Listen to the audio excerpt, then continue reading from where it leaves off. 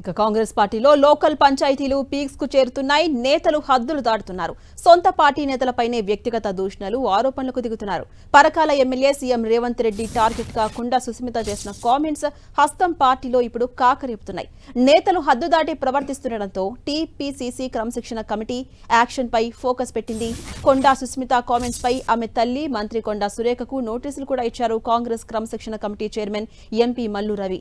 3 రోజుల్లోగా వివరణ ఇవ్వాలని కోరారు. మరోవైపు వనపర్తి ఎమ్మెల్యేపై అనుచిత కామెంట్స్ చేసిన చిన్నారెడ్డికి కూడా నోటీసులు జారీ చేశారు disciplinary committee chairman Mallu Ravi. ఇక ఎల్బీ నగర్ నేత జక్కిడి ప్రభాకర్ రెడ్డిపై ఏకంగా సస్పెన్షన్ వేటు వేశారు.